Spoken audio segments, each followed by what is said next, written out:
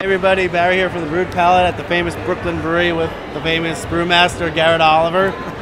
We're here for the Wild Horse Porter release. So I guess we'll start off with, Garrett, you just tell us about the beer. What inspired you guys to make one of the Brewmaster's Reserve beers, a beer that's fermented with Brett? Well, we've been playing with Brett for a while. Actually, our latest release under the BQE series, K is for Creek, also has a secondary Brett fermentation. But this was a beer that we first did almost a year ago for Savor, which is the Brewers Association's food and beer extravaganza. 2 days, a lot of fun. And I got together with the guys from Blue Jacket, Greg Engert, and the guys from New Belgium, and Peter Buchert, brewmaster there. And we kind of had an idea of doing beers around a piece of Flemish poetry about a team of horses being bridled up to a wagon. And we want to talk about inspirations for beer that weren't just other beers or foods, but inspirations from art, inspirations from poetry, movies, whatever. So rather than doing the regular thing, get together, have your picture taken, spend the brew day together, we said, you know what, we're just going to hang out all night and talk about art and things like that, and then we're going to all go brew 3 beers around this, and each of us brewed our own beer. And this was our first 100% Brett fermented beer. So the original version of this was 100% Brett from start to finish, and that became one of our ghost bottles. Right.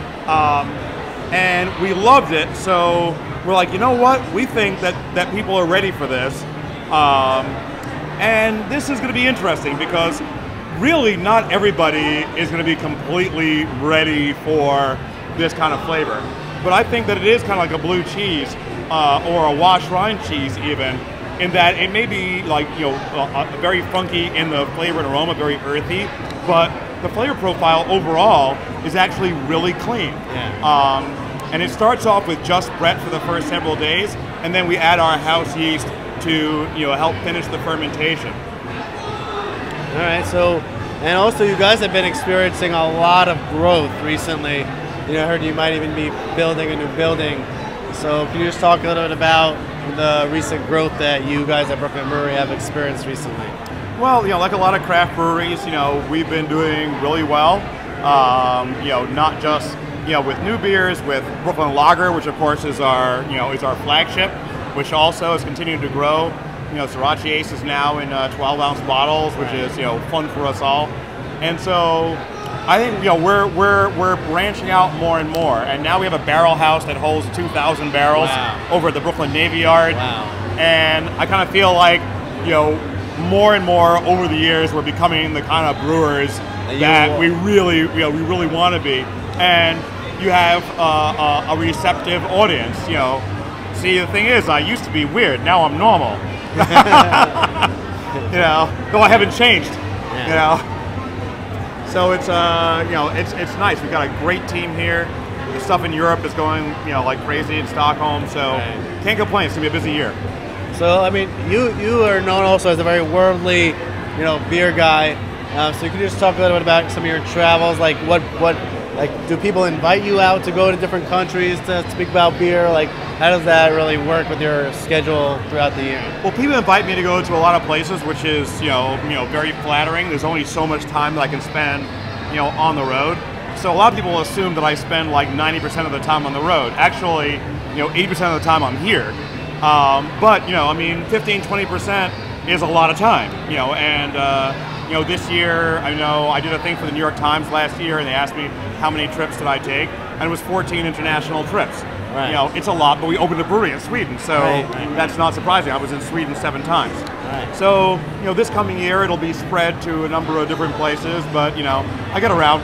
It'll be good. All right, and also, recently, not only have you experienced growth over the past few years, but the New York City craft brewer scene has exploded with tons of new breweries opening up. So how do you, as like and you guys as like almost the pioneers of a brewery within the grid of New York City. How do you view the recent explosion of new nano and small craft breweries opening up around the area?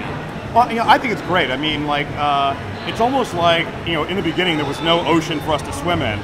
And we built that ocean. We built the New York City craft market, not just with Brooklyn beers, but we used to have a distributorship, and we carried 250 beers. Right. Everything from Sierra to Chimay that nobody else wanted. And we helped build that, and then we let that part of the business go, and we concentrated on Brooklyn Brewery. And I think it's natural that New York City, should be a great brewing capital of the world the way it used to be. Right. And so, everybody else got theirs, where's ours? And now we're just getting ours back. Right. I think it's cool. Right. I mean, in that vein, it's hard because we would love for, there's a lot of cities like San Diego and Grand Rapids, other places, Chicago, big cities around the U.S. that are seen as quote unquote beer cities. But New York City never, I don't think, ever gets really that kind of rap for itself. It's always do they really have that deep of a craft beer scene? The thing is, my friend, they do not have the depth. I mean, these IPAs, they are tasty, but do they not know anything else? Perhaps they would like some funk. Or perhaps they would like to range into things with Belgian influences.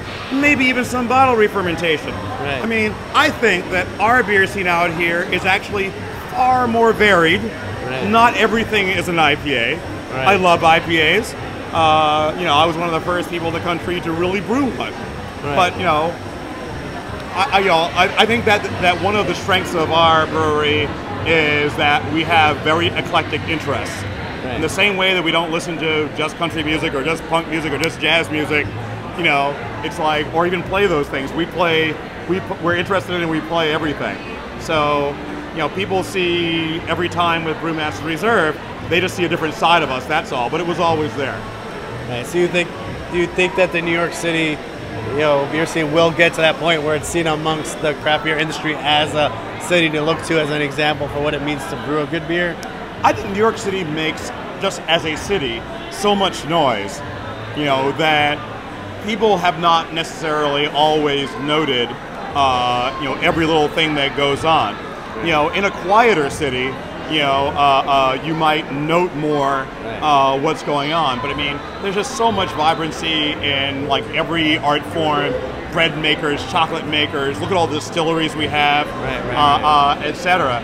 So, I think it's natural, given just the energy level in New York, for New York not to be known just for one thing, because we're kind of known for everything.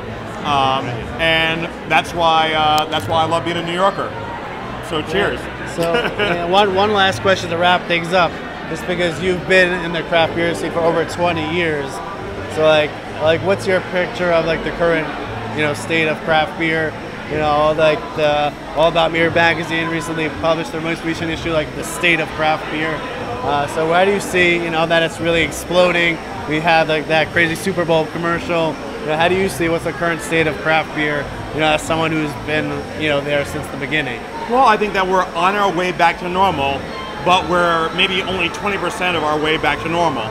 Normal for craft, to me, is 50% of the market. Right.